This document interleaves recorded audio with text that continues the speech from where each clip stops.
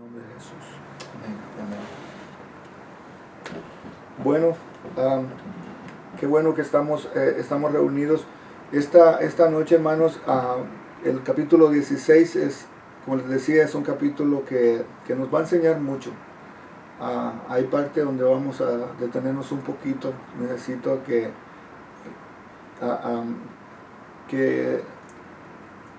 parte de la enseñanza que trae esto es lo que se conoce para nosotros es como la benevolencia, lo que es la bondad, lo que es la ayuda.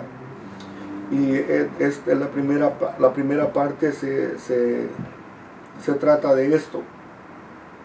Y él dice que es la ofrenda para los santos.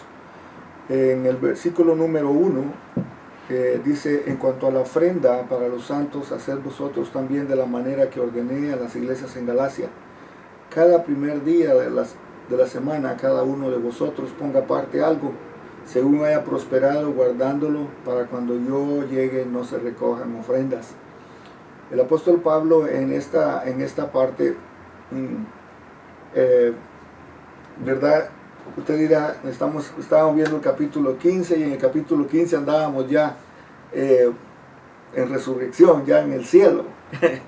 Y usted dirá, bueno, pero ya estamos en el cielo ahorita, pero Pablo en el capítulo 16 nos baja a la realidad a vivir un evangelio práctico, porque lo que hagamos aquí es una preparación para la vida que vamos a tener eternamente.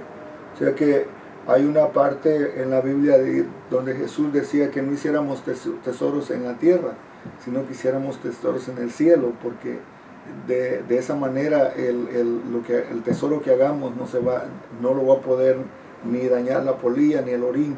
Entonces la preparación que tenemos que tener aquí es porque va a ser la preparación para nuestra vida eterna. El apóstol Pablo en este capítulo 16 nos regresa a ver lo que es la ofrenda para los santos. Estos son los hermanos que estaban en Jerusalén. La ofrenda que el apóstol Pablo está hablando aquí era porque él está diciendo que cada primer día de la semana cada uno de vosotros ponga aparte algo, según haya prosperado, ¿verdad? O sea que un punto importante a analizar es cuál es el primer día de la semana. El primer día de la semana no es lunes, el primer día de la semana es domingo. Y la semana comienza con el día domingo. Entonces, muchas veces nosotros, y hay personas que preguntan, ¿y ustedes por qué no celebran, por qué se reúnen los domingos y no celebran el sábado como muchos, los sabáticos o otras denominaciones que celebran el sábado? Nosotros celebramos, y si puede anotarlo, anótalo, porque esa es la respuesta que usted puede decirle o debe decirle a la persona que le cuestiona por qué nosotros no guardamos el sábado, sino que nosotros nos reunimos el domingo. Porque el domingo fue cuando Cristo fue resucitado. Una. Número 2, es porque el día domingo fue cuando el día del Pentecostés. Se puede decir que es cuando la iglesia comenzó. Acuérdese, usted y yo no somos judíos, nosotros somos gentiles. Y nosotros celebramos por tradición. Si usted va y lee algún comentario, va a saber de que los primeros cristianos comenzaron a reunirse el primer día de la semana, o sea, domingo. No fue sábado que ellos lo hacían. Aunque muchos dicen de que los primeros cristianos y los primeros padres de la fe que consideraban que si no se reunían el primer domingo de la semana, el primer día de la semana no eran realmente cristianos. Difiero un poquito yo, porque prácticamente nosotros podemos reunirnos cualquier día, eso no hay problema, pero nosotros lo hacemos porque es un día de que podemos ir a la iglesia, de destinar ese día para alabar, para descansar, para adorar a Dios. Entonces nosotros celebramos ese día, el primer domingo, porque es el día prácticamente cuando la iglesia nació. Y también cuando Pablo iba camino a Jerusalén, la iglesia de Jerusalén estaba en mucha necesidad. Por eso es que el apóstol Pablo hace esta petición. Él lo hizo también a los Gálatas, ya estudiamos eso la vez pasada, de que cuál era la ofrenda de él, lo que el apóstol Pablo estaba hablando. En Hechos capítulo 11, del verso 28 al 29, se da la historia y dice literalmente así: y levantándose uno de ellos llamado Ágabo, daba a entender por el Espíritu que vendría una gran hambre en toda la tierra habitada, la cual sucedió en el tiempo de Claudio. Entonces los discípulos, cada uno conforme a lo que tenía, determinaron enviar socorro a los hermanos que habitaban en Judea. Entonces, esta era una necesidad que había mucha hambre, había esta hambruna que Ágabo, este profeta, que también le profetizó en otra ocasión al apóstol Pablo, Ágabo profetizó que vendría una hambruna en toda la tierra. Y esta era el hambre que había en Jerusalén. En Jerusalén, los cristianos en Jerusalén estaban padeciendo mucha necesidad. Y entonces, esto nos lleva también Pablo quería asegurarse que las iglesias en Grecia, Asia Menor, Acaya, Macedonia, que era como decir un distrito, ahí había muchas iglesias que ayudaran a los hermanos que estaban en necesidad en Jerusalén. Esto también se presta a que parte de lo que el apóstol Pablo, cuando comenzaron los primeros gentiles a formarse en la iglesia, hubo un gran problema, y esto lo vemos en el libro de Hechos, capítulo 15, donde hubo mucho escándalo porque muchos de los que se habían convertido al cristianismo eran fariseos. Y estos fariseos querían imponerle a los nuevos creyentes, a los que se habían convertido al cristianismo, que se circuncidaran y que guardaran toda la ley. Ellos los querían prácticamente judaizar. Entonces hubo un gran problema en el concilio en Jerusalén, y todos llegaron al acuerdo. El apóstol Pedro se paró y les dio la reseña, ¿verdad? Como él, cuando llegó a la casa de Cornelio, el Espíritu Santo se manifestó y no hizo diferencia entre judíos ni gentiles, y les dijo que no le pusieran carga a los gentiles, que no le pusieran eso y también a Jacobo o Santiago, el hermano de Jesús, también se levantó, ¿verdad? Y habló y les dijo que no lo hicieran. Entonces, los principales de la iglesia en el concilio, especialmente ahí en Jerusalén, acordaron. Y eso lo vemos en Hechos capítulo 15, versículo 29. Lo único que acordaron de decirles a ellos que se abstuvieran de lo sacrificado a los ídolos, de sangre, de ahogado y fornicación, de las cuales cosas guardéis bien, haréis pasarlas bien. Eso es lo que dice. Entonces el apóstol Pablo sabía de que la iglesia de Jerusalén había sido con ellos generosos en no ponerle ningún peso, ninguna carga, sino que esa ofrenda la estaban haciendo voluntariamente porque había necesidad. Y esto hasta la fecha, yo creo que es algo que tenemos nosotros que animarnos unos a otros a ser bondadosos, a ver la necesidad de la persona. Y yo quiero decirles de que algo me ha gustado de la iglesia de San Pedro, es que la gente es muy generosa. Ahora, y eso es algo que nos distingue a nosotros como iglesia. Yo agradezco a cada uno, hermanos, de verdad, la generosidad, porque yo sé la generosidad que ustedes tienen, y es bueno seguir haciéndolo, ¿no? Es bueno de que nos animemos unos a otros a que lo hagamos. Esto tiene que ser voluntariamente. Y el apóstol Pablo entonces en ese capítulo 16, del versículo 1 al 2, les está diciendo de eso, de qué manera hacerlo, que cada primer día de la semana, o sea el domingo, la persona apartará algo, ¿verdad? Según se haya prosperado. Sé que no todos tenemos los mismos ingresos, no todos tenemos los mismos gastos, pero sí sabemos de que Dios nos bendice toda la semana. Si uno va a trabajar es con el propósito, el objeto de que nos van a pagar. Si vamos a hacer cualquier obra es que nos van a pagar. Entonces Estoy hablando de lo secular, ¿no? Cada vez que nosotros vamos a nuestro trabajo sabemos de que nos remuneran. Entonces, de esa manera es como el apóstol Pablo está diciendo de que quería asegurarse que las iglesias de esas iglesias de Grecia, Asia Menor, de Acaya, de Macedonia, ayudaran a sus hermanos que estaban en necesidad en Jerusalén. Entonces, sí, hermano Israel.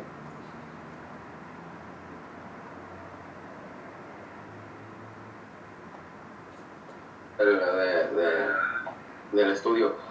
Usted dijo que se estipuló el domingo para reunirse, porque las dos respuestas principales es porque fue el domingo el día que nuestro Señor Jesucristo resucitó, ¿verdad? Amén. Y la otra que porque era el primer día de la semana, ¿verdad? No, la otra es porque el día del Pentecostés, que fue cuando el Espíritu Santo vino a los 120 que estaban reunidos en el aposento alto, y ahí fue donde comenzó prácticamente la iglesia. Esa fue una de las señales. Otra pregunta. ¿En qué tiempo estimado, o si se sabe, y en qué lugar exacto fue que nació la iglesia cristiana? Bueno, que se le llamaron fueron Antioquía, pero prácticamente en ese momento, dado el tiempo que Jesús les dijo que no se salieran de Jerusalén hasta que no hubiera llegado el Espíritu Santo, prácticamente ahí comenzó la iglesia. ¿Comenzó en Jerusalén? Comenzó en Jerusalén. La primera iglesia... ¿Tiempo moderno o antes de Cristo? No, después de Cristo. Después de Cristo. Después de Cristo. Okay. O sea, la iglesia comenzó, y ese es un dato interesante, hermano Israel, qué bueno que lo trae a colación, porque mucha gente le va a decir que la iglesia no comenzó en Roma. Eso es un error grandísimo. Y no. No, la iglesia de Roma fue además, no solo porque el apóstol Pablo les escribió a los romanos, pero cuando hablamos de la iglesia, la primera iglesia fue establecida en Jerusalén, y el primero conocido como pastor de la iglesia de Jerusalén fue Santiago. Entonces, no hubo, o sea, de ahí, usted sabe cuando estudiamos el libro de Hechos, que ellos fueron a Antioquía. En Antioquía, el apóstol Pablo comenzó, pero ya era la iglesia de los gentiles. Y entonces las otras iglesias que salieron cuando los viajes misioneros que el apóstol Pablo tuvo, también ellos prácticamente fueron primero la iglesia de Jerusalén, luego la iglesia de Antioquía, que es la que se conoce como la iglesia que fue donde salieron todos los misioneros. De ahí salió Silas, de ahí salió Bernabé, de ahí salieron otros más, Timoteo, o sea, todos ellos fueron, pero la primera iglesia fue en Jerusalén y comenzó ahí en el aposento alto. ¿Usted sabe más o menos qué tiempo en el año 1150, 1300? No se sabe. Como no se sabe la fecha exacta cuando Cristo nació, se supone que fue, imagínense, estuvo Jesús murió en el año 33, por decir algo, ¿verdad? Si murió a los 33 años. Entonces, puede decir que después de que murió Jesús, prácticamente contando 50 días, entonces, desde esa fecha, contando lo que le llamaban el Pentecostés, se puede decir que ahí comenzó. O sea, la iglesia comenzó en Jerusalén, ahí. Y por eso es que nosotros hacemos nuestro servicio los domingos, no lo hacemos los sábados. Porque entonces en concreto yo podría contestar, ok, porque el domingo fue el día que nuestro Señor Jesucristo resucitó, porque el domingo asimismo fue el día que se manifestó el Espíritu Santo a los 120 en el aposento alto. Esas son las respuestas. Que se inició la iglesia cristiana. Serían las dos respuestas. Ya. Y también porque nosotros somos cristianos, no somos judíos. O sea, si vamos a celebrar el sábado, pero si se da cuenta, ya el apóstol Pablo aquí está está recordando que en las otras iglesias también ellos se reunían los domingos, el primer día de la semana, no se reunían los sábados. O sea, ese es un dato para nosotros. ¿Por qué no nos reunimos los sábados? Porque prácticamente esas son las dos respuestas. Ok, amén. Muchas gracias.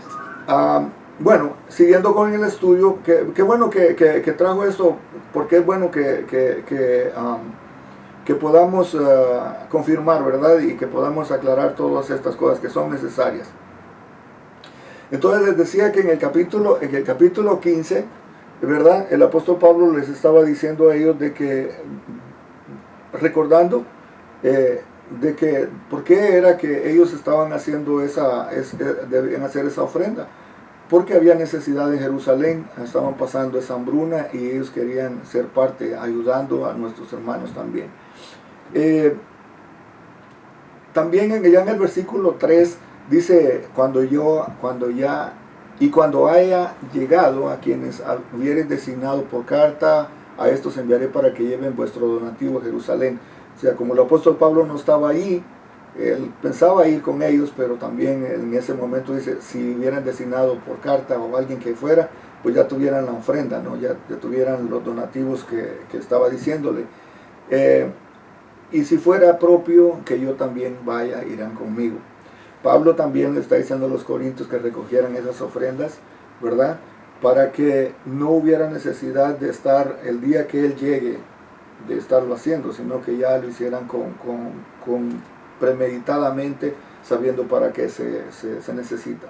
Ahora yo quiero hacer un paréntesis aquí, porque esto nos da a nosotros la oportunidad de que podamos hablar de lo que es para nosotros la iglesia como ministerio, la iglesia como entidad, ¿verdad? Usted sabe que los gastos que la iglesia tiene. O sea, nosotros ahora no tenemos esta ofrenda, por decirlo así, pero sí sabemos que nos reunimos en un lugar, tenemos un lugar que nos pertenece, y tenemos el local, que es el santuario para nosotros, el cual es de todos, eso es de todos, ¿verdad? Entonces, prácticamente esta parte de que si lo hacemos, por eso es que si alguien, muchas veces esto crea mucho conflicto, pero si lo vemos desde el punto de vista de este tiempo, que pudiéramos decir, si nos vamos a reunir en la iglesia, reunir las ofrendas, orar por las ofrendas, también dar nuestro diezmo. Es algo interesante porque este es un tema de que se tiene que saber enseñar, porque si no se entiende va a crear mucho conflicto. Y también va a haber mucha gente que no va a entender esto. Y mientras no se entienda, el diezmo va a ser una carga. Y no lo vamos a ver como Dios quiere que nosotros lo veamos. Una de las cosas que tenemos que ver, por ejemplo, que los gastos de operación que se necesitan en la iglesia se requieren finanzas. De acuerdo a la economía del Nuevo Testamento, si vamos a la historia, la iglesia, o más bien dicho, el funcionamiento en el Nuevo Testamento, Dios requería el mínimo, el 10%, que es lo que nosotros conocemos como el diezmo. Y mucha gente dice, pero eso fue en el Antiguo Testamento, ahora estamos en el Nuevo Testamento. Pero Jesús también en Mateo 23 les recuerda, y yo le voy a leer esta parte donde dice, en Mateo 23, donde dice, ay de vosotros, escribas y fariseos, hipócritas, porque diezmáis la menta y el eneldo y el comino, y dejáis lo más importante de la ley, la justicia, la misericordia y la fe. Esto era necesario hacer, sin dejar de hacer aquello. Entonces quiere decir que la práctica de diezmar todavía en el tiempo de Jesús todavía se hacía. Ahora, hay muchas veces se habla del diezmo como una parte de que es una condenación. Y yo quiero que entendamos, al hablar del diezmo, es una bendición para nosotros. Pudiera detenerme solo en esto, no quiero tomar mucho tiempo de esto, pero sí quiero hacerle 3 puntos de referencia. Uno de esos es, si en Malaquías, si usted tiene su Biblia ahí, quiero que vaya a Malaquías capítulo 3, Malaquías capítulo 3 y verso 7. Ahí vamos a ver algo interesante, y muchas veces eso es lo que no entendemos en esta parte.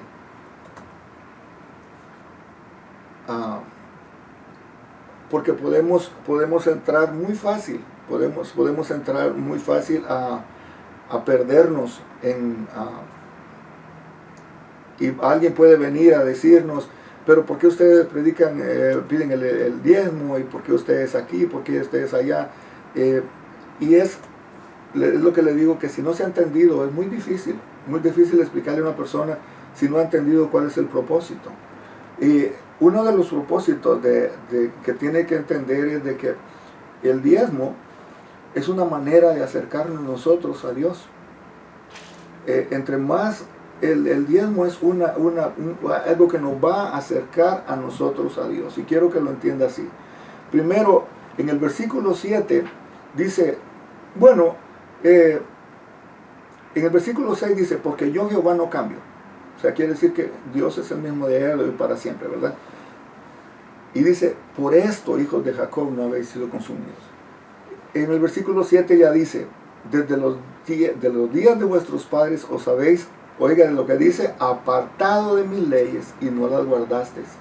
Volveos a mí y yo me volveré a vosotros. Ha dicho Jehová de los ejércitos. Mas dijisteis, ¿en qué hemos de volvernos? Y eso nos da paso al verso 8, que muchas veces este verso se malinterpreta. Dice, ¿robará el hombre a Dios? Y le dice, pues vosotros me habéis robado. Y dijisteis, ¿en qué te hemos robado? En vuestros diezmos y ofrendas. Ahora, el versículo 9 ya entra, y Dios le está diciendo a esa generación, malditos sois con maldición, porque vosotros, la nación toda, me habéis robado. Entonces, el principio aquí es que Dios está diciendo que nos volvamos a Él, y Él se va a volver a nosotros. Él nos está diciendo, ustedes cuando se han alejado de mí, ustedes han puesto su corazón en las cosas materiales y se han alejado de mí. Ustedes tienen sus ojos puestos en lo material, no en lo espiritual. Y por eso es que ese versículo 8, muchos lo malinterpretan y maldicen a la gente. Yo no quiero que usted dé los diezmos por eso, sino que que el hecho de dar los diezmos nos acerca a Dios. Y el hecho de acercarnos a Dios, tenemos la garantía de que Él nos va a guardar, nos va a cuidar, nos va a proteger. En el versículo 9 ya Él dice, traed los diezmos al alfolí y haya alimento en mi casa y probadme. Es el único verso en la Biblia donde Dios le está diciendo, pruébeme ahora en esto. Si no abro las ventanas de los cielos y derramaré sobre vosotros bendición hasta que sobreabunde. Quiere decir que nosotros muchas veces estamos deteniendo no solo la bendición, sino que estamos impidiendo que la bendición sobreabunde. Nosotros entonces estamos limitándonos a que Dios nos bendiga como Él quiere bendecirnos. El verso 11 ya dice, reprenderé también por vosotros al devorador. Y a mí me bendice más ese versículo, porque yo no sé de qué manera el devorador va a querer quitarme. Dice, estoy trabajando y no me alcanza el dinero. Me salió esto aquí, me salió esto allá, y al final de cuentas, está trabajando, está matándose y no se mira dónde está el dinero. Entonces, esta parte tiene que ser una parte clave para decir dónde, por qué, de qué manera también el enemigo está robando lo que es la bendición de Dios. Si usted va a trabajar y no le alcanza el dinero, es porque también es como cuando yo le decía esto a Alex el domingo. Le decía, yo prefiero tener $90 con la bendición de Dios que 100 sin la bendición. Porque no tengo esta bendición que dice que Él va a reprender por mí el devorador. Yo no sé el devorador en qué manera va a venir. Si va a venir en forma de enfermedad, que se me ponchen las llantas, que se me truene el motor del carro, que tantas cosas. Pero Dios sabe perfectamente y Él va a reprender por mí al devorador. Esto es una cosa que tenemos que entender para que nosotros podamos dar al Señor con alegría. Ahora hay otra cosa también importante y quiero que la entienda. En el tiempo cuando Abraham dio sus diezmos, no existía la ley. Él dice que todo Él dio porque tenía. Abraham dio y Abraham era hombre, tenía mucha. Dice que él dio diezmo a Melquisedec, que es un sacerdote del orden. Por ejemplo, Jesús es del orden de Melquisedec. Jesús no viene de los levitas, pero dice que es sacerdote del orden de Melquisedec. Melquisedec se le aparece a Abraham, y Abraham, de lo que tiene, de todo lo que tiene, le da los diezmos a Melquisedec. No existía la ley todavía. Abraham lo está haciendo porque él era bendecido. Ahora, después viene lo que es la ley, y entramos a lo que es Levítico, donde está lo que es el diezmo. Pero prácticamente este es el diezmo que estamos hablando aquí en Malaquías, donde Dios les dice: ustedes me han robado, porque ese era el diezmo que se exigía. Ahora, cuando Cristo viene, Cristo establece un reino, Cristo viene a ser nuestro sacerdote de Melquisedec, del orden de Melquisedec. Entonces, para mí la bendición ya este versículo, por ejemplo, yo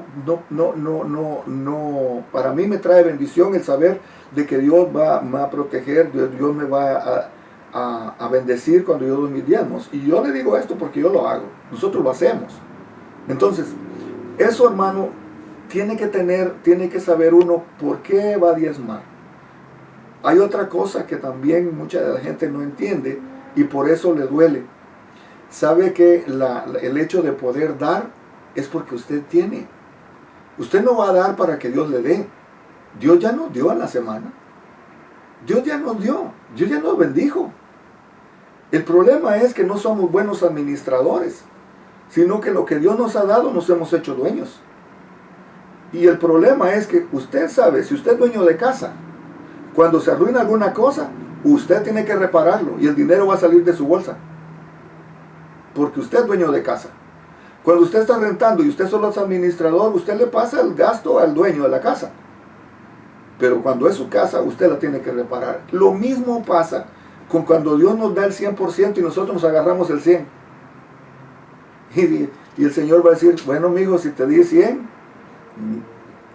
Y ¿sabe qué? Una de las cosas que sí, yo entendí esto, hermano, y a mí me ha bendecido. Yo le puedo decir que le estoy predicando y le estoy enseñando de lo que para mí ha sido bendición. Diezmar no es un bien para Dios. Diezmar es un bien para mí. Porque yo estoy diciéndole a Dios: yo te doy la soberanía de todo lo que tengo, es tuyo.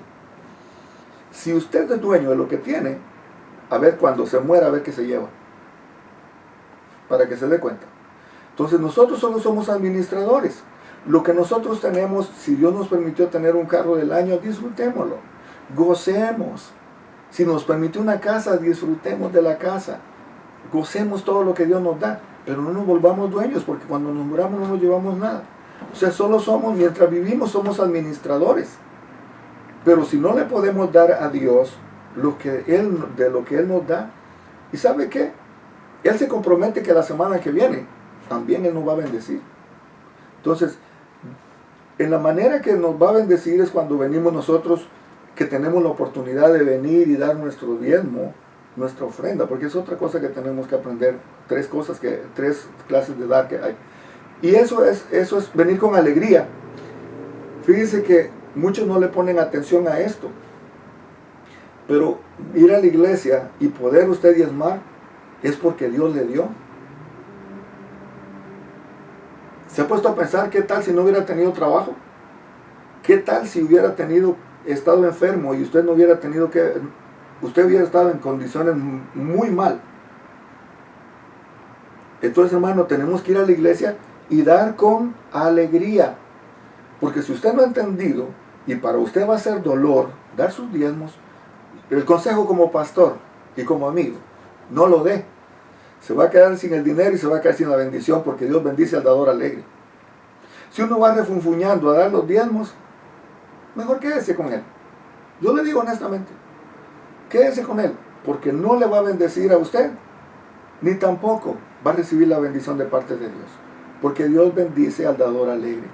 Ahora hay otro punto importante, que la posición de dar es superior al que recibe. Yo lo practiqué la vez pasada y le puse, y usted se puede dar cuenta. La posición del que da está aquí, arriba. La posición del que recibe está abajo. Por eso dice la Biblia que es mejor dar que recibir. Porque el que da es porque tiene. El que recibe es porque no tiene. Y yo quiero tener para poder dar. Hermanos, si entendemos estos principios como iglesia, créame que yo estoy a punto de ver empresarios en la iglesia. Estoy a punto de ver gente que sea prosperada. Estoy a punto de ver gente que comience sus propios negocios y comience a ver la mano de Dios y que el enemigo por ningún momento. Yo no le estoy hablando de esta gente, por ejemplo, de Abraham, que fuera un pobrecito. No estoy hablando de gente que son un ejemplo para nosotros. Le voy a poner un ejemplo. Hay una historia de un hombre que dijo, Señor, tenía un negocito así chiquito. Y él dice, Señor, si tú me bendices, yo no te voy a dar el 10%, yo te voy a dar el 90% y me quedo con el 10%. Y sabe que esa es una de las compañías que tal vez usted ha comprado de eso. Eran los que hacían la avena, el Quaker Oatmeal. Mire qué compañía tan grande es. Y eso es lo que el hombre le prometió a Dios, que si Dios lo bendecía, él no iba a dar el 10%, sino que el 90% y él con el 10%. Rockefeller, otro ejemplo. Rockefeller, uno de los hombres más mayores. Usted puede ver la historia de Rockefeller. Rockefeller, él lo que dijo, que si Dios le daba, no iba a dar el diezmo, sino que iba a dar el 20%. Rockefeller está entre los 5 personas que construyeron este país. Un hombre multimillonario. Y él no daba el diezmo, sino que daba el 20%. Entonces, hermano, está comprobado. Si Dios está diciendo que lo probemos, probémoslo. No dejemos a Dios de último, porque en la posición que ponemos a Dios, en esa posición Dios se va a quedar. Si no le damos el primer lugar a Dios, en lo que hagamos, no vamos a entender. Y no le estoy diciendo esto. Yo quiero que usted sea bendecido. Yo quiero que usted tenga la bendición de poder decir, yo estoy bendecido, porque Dios me ha bendecido. Yo le digo esto, que a veces nosotros hemos dado nuestros diezmos en la iglesia, y ese mismo día, dando los diezmos, tal vez predicando estoy, cuando de mi tienda, lo que no se había vendido en la semana, ese día lo vendí. Porque Dios trabaja así. Hermano, es que Dios va a usar a la gente, aunque sean inconversos, los va a usar para bendecir. Yo tengo testimonios de los hermanos que me han contado. Hermana Miriam es un testimonio vivo de lo que le estoy diciendo yo. Y ella lo ha estado practicando. Hermana Araceli también me ha contado. ¿Pero por qué? Porque Dios es fiel a su palabra. Si Él está diciendo que lo probemos, probémoslo. Porque, hermano, tenemos que ser bendecidos. Yo quiero que usted sea bendecido.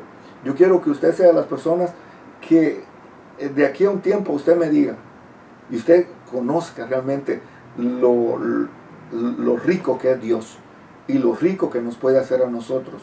Pero Dios quiere que nosotros le seamos fieles en lo poco.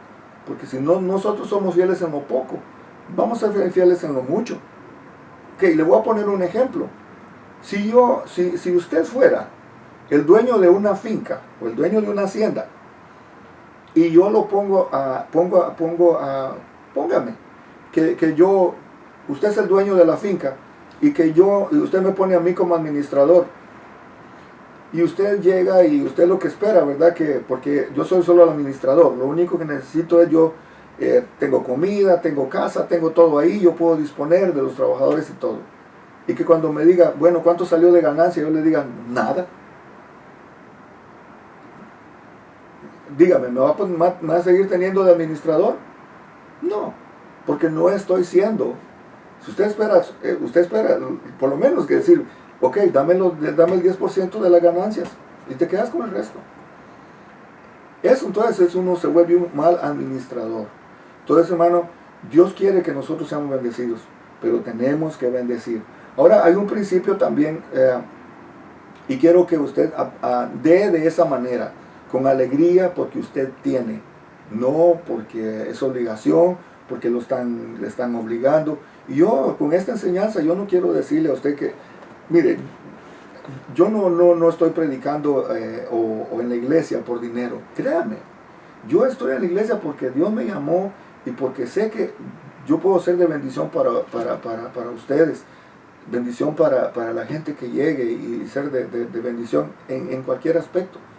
Usted puede hablar conmigo en persona y yo le puedo decir de esto, se lo puedo decir con pruebas. Hermano, nosotros estamos siendo bendecidos. Nosotros somos de bendición para otros también. Entonces, pero tenemos que aprender de que a Dios le vamos a dar, no por necesidad o con tristeza, sino que con alegría, porque Dios ya nos dio. Dios ya nos dio salud la semana pasada, ya nos dio trabajo, ya nos dio un ingreso. Entonces, es bueno. Porque si no ha entendido este principio, es lo que le estaba diciendo hace un rato. No se preocupe. Sencillamente que usted se va a estar privando de las bendiciones de Dios y cuando sienta, usted dice, no me alcanza. Entonces, haga su recuento y busque dónde está el devorador. Usted se va a dar cuenta.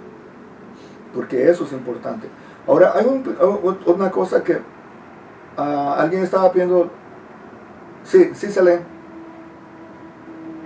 Dios los bendiga. Los cristianos somos muy atacados por alimentar con el diezmo a nuestro pastor. Siempre esa es la creencia de otras gentes, ¿verdad? Como los católicos, por ejemplo, que atacan mucho a los cristianos porque le entregamos el diezmo al pastor sin saber el por qué, sin saber el por qué se está haciendo, ¿no? Porque por el testimonio de muchos pastores o de muchas iglesias. Ahí mismo hay pastores que incluso ven en el internet que caigan los de a 100, que caigan los de 200 y llegar a la bendición y todas esas cosas, ¿no? Entonces, es gracias a esas personas, al testimonio, por lo cual muchos cristianos somos atacados. Yeah. Yo en lo personal, yo hablé con mi mamá, porque mi mamá me lo dijo. Pero sin embargo, sí la paré en seco, como decimos, y le dije, no, mamá, estás equivocada, la situación es así, así, así. Bueno, en tu iglesia dice ha de ser así. En las otras iglesias, quién sabe cómo se manejan. Dijo, yo estoy hablando de la mía. Yo no estoy hablando de las otras, yo estoy hablando de la mía. Y en pocas palabras, no le permití a mi mamá que faltara el respeto. Yeah. Porque como yo le dije, es como tú, cuando ustedes van y dan la limosna al sacerdote, el sacerdote no trabaja. Al sacerdote le están pagando, pero no trabajan. Hay pastores que sí trabajan, aparte de lo que se les paga también a ellos. Digo, pero a los sacerdotes, ellos reciben, y en cada misa, cuánto no va entrando en cada misa, en cada boda, en cada 15 años, en cada defunción, en cada bautizo. O sea, todos ellos tienen sus cuotas, y cuánto de dinero no entra. Pero sí, somos muy atacados por esa parte del diezmo. Sí, qué bueno que lo traes a memoria, porque sabe que ese es el problema, hermano. Yo les he dicho de un principio que a mí me gusta la transparencia en lo que se hace.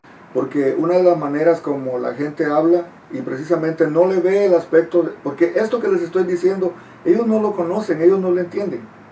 Pero ¿sabe qué? Yo le puedo decir, yo diezmo, nosotros diezmamos. A veces lo que a mí me dan a la quincena, yo doy más de la mitad de lo que a mí me dan, porque yo estoy diezmando. Y encima de eso, o sea, lo que le puedo decir, yo diezmo, no por lo que, diezmo de lo que me dan la iglesia como ofrenda, pero también diezmo de mi trabajo, porque yo tengo mi trabajo. Claudia tiene su trabajo y nosotros diezmamos. Entonces yo no le estoy diciendo algo que no estoy haciendo. Yo lo estoy diciendo porque yo lo hago con el ejemplo. Entonces, esto Selene, es lo que mucha gente y mucho pastor está haciendo daño a la gente porque no le está enseñando el diezmo de bendición, sino que un diezmo de maldición. El hecho de decirle, si no traes los diezmos, tú eres maldito, tú eres esto. No, eso no. Para mí eso no. Porque eso es como estar chantajeando la fe de la gente, sin enseñarle cuál es la bendición que tengo yo de hacer el diezmo. Y para comenzar, otra vez, cuando parece esto, oiga, los diezmos no me los dan a mí. Yo los diezmos, hermano, yo los diezmos también los entrego a la iglesia, por eso hay un grupo que administra eso. Hermana Nelly le puede decir a usted que yo realmente no meto mano en el dinero. Si a mí me van a dar una ofrenda, yo la ofrenda así como viene, le digo aquí, hermana Nelly, aquí está la ofrenda, y ahí sacan. A mí me tienen una cuota, ¿verdad?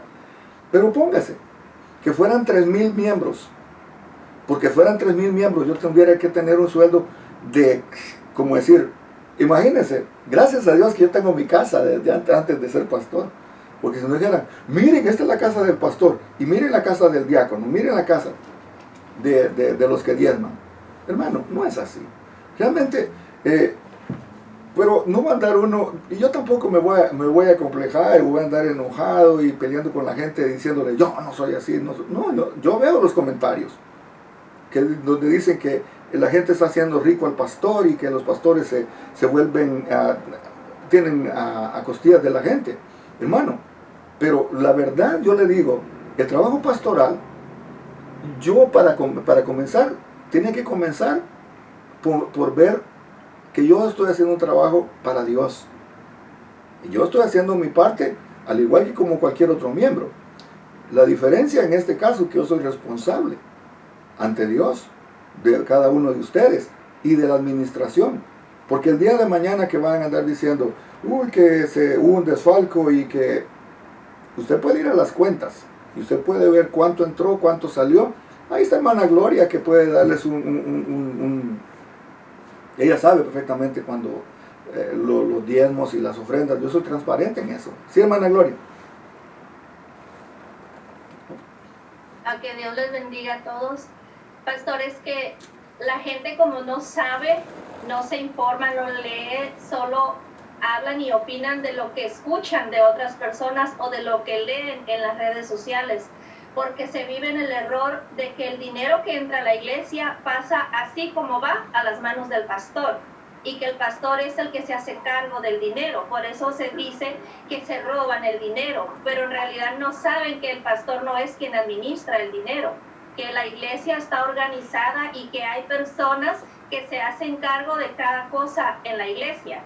Pero igual vamos a la crítica todo el tiempo. Los que no son cristianos critican a los cristianos, pero nunca han estado dentro de una iglesia para que puedan decirlo, porque lo vieron, porque lo escucharon, porque lo vivieron. Entonces, yo era una de ellas que a mí me habían vendido esa idea, que el diezmo era una manera de robarle a la persona que estaba dando el dinero. Porque así me lo contaron, yo me lo creí y yo tenía esa idea. Hasta después que yo empecé a asistir a la iglesia, que yo me empecé a dar cuenta de que no era así. Y entonces, como dice ahorita Selene, yo también, cuando se toca el tema con otras personas, entonces yo tengo la oportunidad de explicarles y decirles que no, que están en un error muy grande. Ya, es que uno se puede platicar con las personas, ¿no? Pero sabe una de las cosas que entra en controversia y no lo van a entender, porque aún mucho cristiano no ha entendido este principio como yo se los estoy explicando a ustedes. Yo no voy a predicar un evangelio de condenación o decirle, usted no da los diezmos, usted no va al cielo. Hay iglesias que sí lo hacen, hay pastores que sí desfalcan a las iglesias.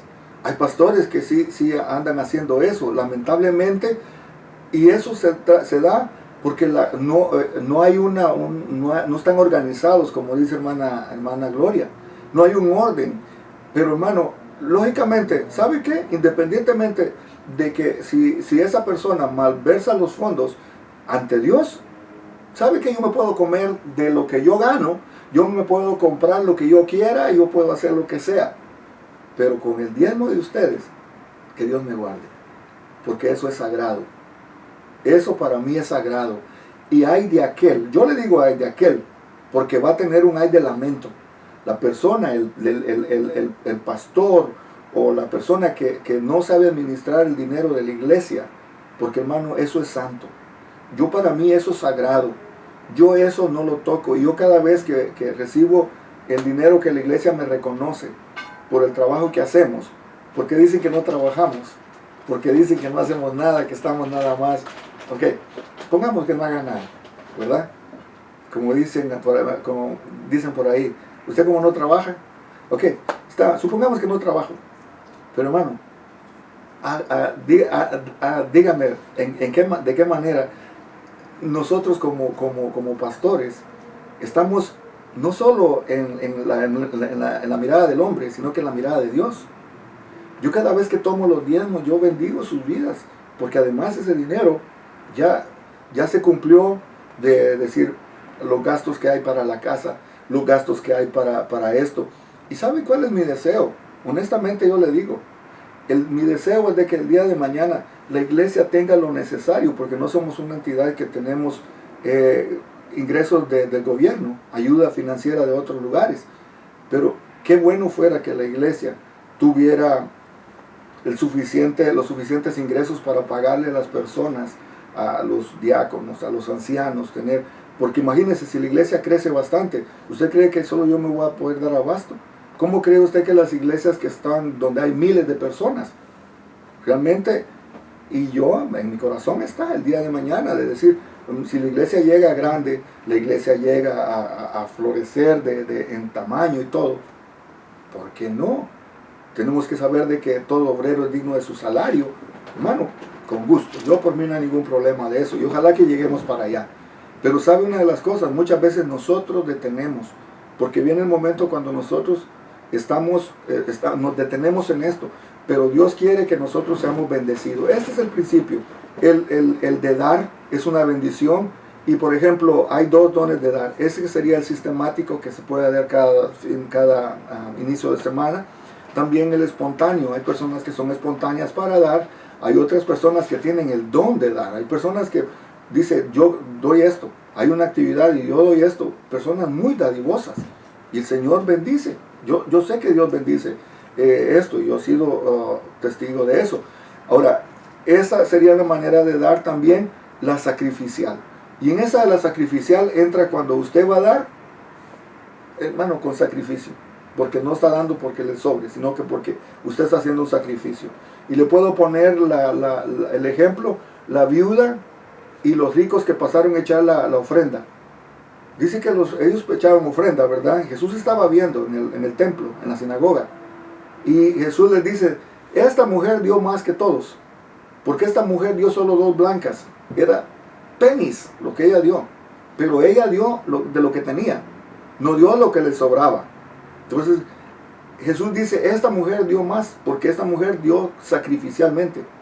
Y muchas veces, hermano, así nos ha tocado a nosotros. Yo lo digo también porque nos ha tocado a nosotros diezmar y hacerlo, y no es porque nos sobre, sencillamente porque es un sacrificio. Pero ¿sabe qué? Al final de cuentas vale la pena, porque es por Dios. Ahora, mi mentalidad tiene que ser siempre, hermano, yo cumplo mi responsabilidad con Dios. Si la gente no administra bien el dinero, ellos van a dar cuenta ante Dios. Y un día van a estar esa gente que está malversando, que está haciendo eso, un día van a estar delante de Dios. Yo no sé de qué manera van a poder justificar esas actitudes delante de Dios, porque es injustificable. Yo te digo, yo condeno eso también, porque yo estoy en contra de eso. Por eso yo siempre les he dicho, hermanos, yo no quiero andar metiendo mano en que vamos a hacer una actividad y denme el dinero a mí. No, hermano, a mí no me gusta eso. A mí déjenme enseñar, predicar y hacer mi trabajo para lo cual me llamaron a la iglesia. Y cuestión de dinero, yo no quiero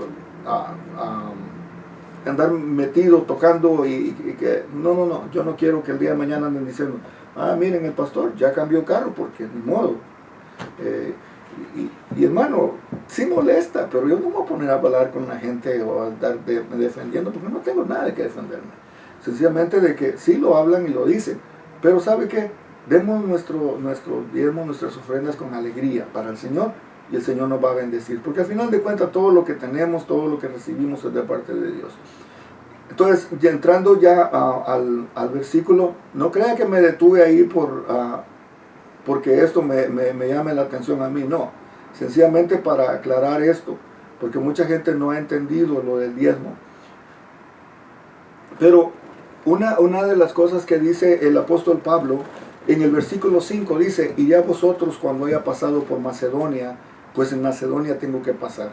Macedonia era un lugar donde se le apareció el varón macedonio. Ese lugar era muy particular, porque ahí prácticamente es donde el apóstol Pablo tuvo una experiencia supernatural con ese varón macedonio que se les apareció. Y dice, y podrá ser que me quede con vosotros aún pase el invierno, porque para que vosotros me encaminéis a donde haya de ir, porque no quiero veros ahora de paso, pues espero estar con vosotros algún tiempo, si el Señor me lo permite. Pero estaré en Éfeso hasta el Pentecostés. Acuérdese que el apóstol Pablo estaba ahí en Éfeso. Él estaba esperando la fiesta del Pentecostés, porque generalmente esa era una fecha muy importante que los cristianos celebraban. Es una fecha muy importante que nosotros como cristianos también la tenemos que celebrar, porque estamos celebrando realmente el nacimiento de la iglesia, el derramamiento del Espíritu Santo sobre la iglesia. El 9 dice, porque se me ha abierto puerta grande y eficaz, muchos son los adversarios. Y esto nos da a entender también que cuando viene bendición para uno, también se va a levantar gente, también se van a levantar enemigos, también se van a ver personas que no quieren, especialmente en el mundo espiritual. Si uno quiere levantar alguna cosa para el Señor, lo que primero se van a levantar son los enemigos, porque no van a querer que la obra crezca. El verso 11 dice, y si llega Timoteo, mirad que esté con vosotros con tranquilidad, porque él hace la obra del Señor así como yo. Qué bueno que el apóstol Pablo podía delegar esta responsabilidad en Timoteo. Podemos ver de Timoteo el crecimiento espiritual que había tenido, la madurez que tenía a pesar de que era bien joven. Entonces, el descanso que tenía el apóstol Pablo de saber que si no estaba él podía estar Timoteo. Hermano, esta es una madurez que tenemos que anhelar nosotros como cristianos. Tenemos que madurar, tenemos que ser personas formales, serias, de echar carácter, porque Timoteo era un joven, pero sin embargo Timoteo, de acuerdo a las cartas del apóstol Pablo, Timoteo era una de las personas que él lo dejó como su discípulo, llegó a ser pastor y pastor joven. Entonces esto nos da a entender que para ser cristiano maduro no necesita uno estar mayor de edad, sino que la madurez espiritual que Dios nos dé. El verso 11 dice, por tanto nadie le tenga en poco. ¿Sí? ¿Sí, hermano Israel? Perdón que le interrumpa, una pregunta, ¿qué debo yo de entender o de interpretar por el varón macedonio? Ese es el primer concepto que conozco hoy. ¿El varón macedonio? Ajá. Bueno, eso lo vimos nosotros en el libro de Hechos. Cuando me recuerdo, refrésqueme. Bueno, el apóstol Pablo iba en un viaje misionero, pero en ese lugar se les apareció un varón macedonio y les dijo que le fueran a ayudar, que pasara a Macedonia. Y el Espíritu Santo prácticamente fue a través de ese varón macedonio que, por decir, le quitó el viaje que Pablo tenía pensado para ir a Macedonia. Y por el Espíritu Santo, a través de ese varón macedonio, fue que llegó y comenzaron la iglesia, que prácticamente ahí es donde comienza la iglesia más en los gentiles, por decir la iglesia en Europa. Ese es un punto importante, porque Macedonia pertenecía al distrito o al concilio de Acaya, y Macedonia estaba considerado como una colonia romana. Entonces ellos ahí tenían prácticamente, el gobierno romano tenía prácticamente todo el poder, todo lo que tenían como colonia, era muy importante.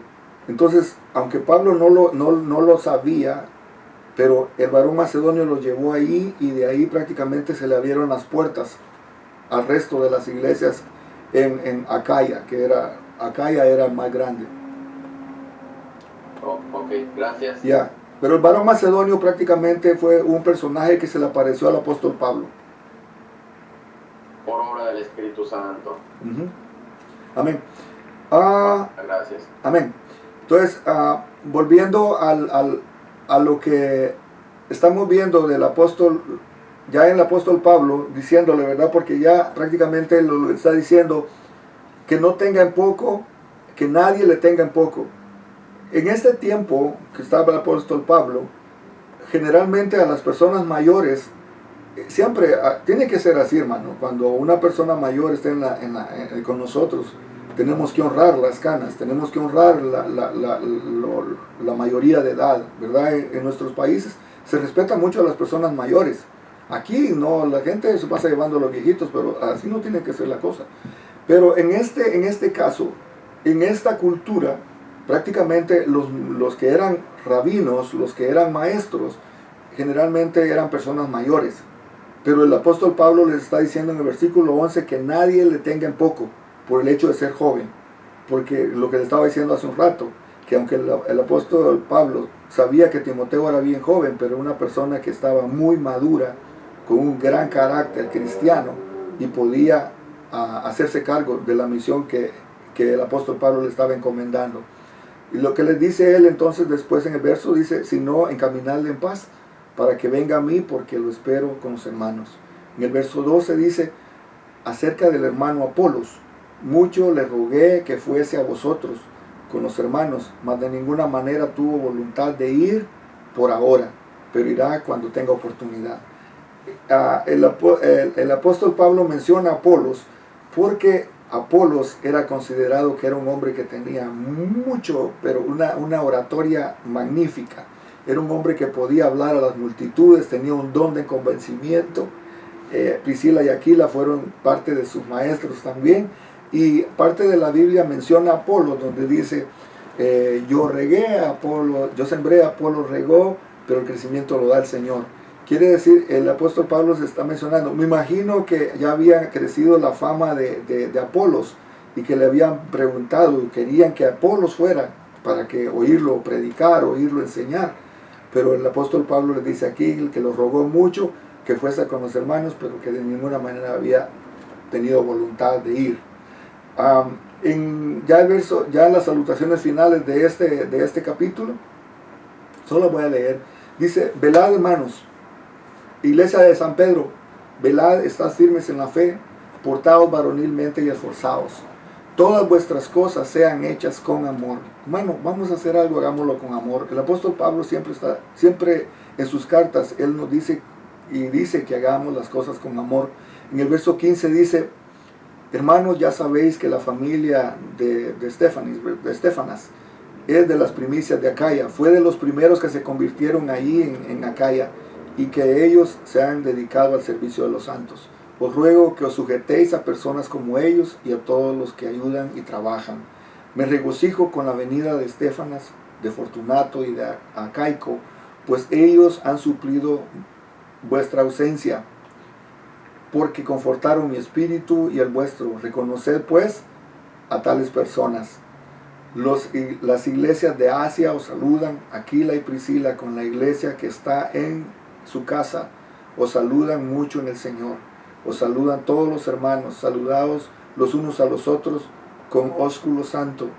Ósculo santo quiere decir con beso santo, ¿verdad? Yo, Pablo, os escribo con salutación de mi propia mano. Eso Pablo lo escribe porque generalmente Pablo en muchas de las cartas era un escribano. Él nada más le dictaba y la otra persona escribía, pero esta carta del apóstol Pablo dice que yo Pablo os escribo esta salutación de mi propia mano. El que no amare al Señor Jesucristo sea anatema, sea maldito. El Señor viene. La gracia del Señor Jesucristo esté con vosotros. Mi amor en Cristo Jesús esté con todos vosotros. Amén. Así termina este capítulo 16 y la primera carta de Corintios, el apóstol Pablo. Hermano, es una carta muy hermosa, es una carta donde nosotros podemos aprender mucho. Podemos tener doctrina, pero también podemos tener la confianza de que Dios está hablando todavía a la iglesia actual. Si hacemos una comparación entre la iglesia de Corinto y la iglesia actual, hermano, yo creo que los de la iglesia de Corinto estaban mucho mejor que la iglesia que está ahorita. Porque hay mucha cosa que se ha infiltrado en la iglesia. Hay mucha cosa que a Dios no le agrada. Y queremos tener una iglesia, hermano, sana. No una iglesia santulona, no, de ninguna manera. Pero una iglesia donde realmente el amor del Señor, donde se derramen los dones. Una iglesia donde lo hagamos todo por amor. Si vamos a tener algún don, acuérdese, el apóstol Pablo está haciendo alusión nuevamente que lo hagamos todo con amor, porque habla de los dones, y él dice que si vamos a hacer algún don, que lo hagamos con amor, no para hacer un show, ¿verdad? Miren yo como soy de bueno. No, hagámoslo todo por amor. Si vamos a servir, hagámoslo por amor. Si vamos a hacer de beneficio a nuestros hermanos, o vamos a hacer alguna cosa en la obra, hagámosla con amor, porque Dios nos va a pagar. Dios no se queda con nada. Él tiene ya preparado para nosotros, como en el capítulo 15 vimos, de que Él ya tiene para nosotros un lugar.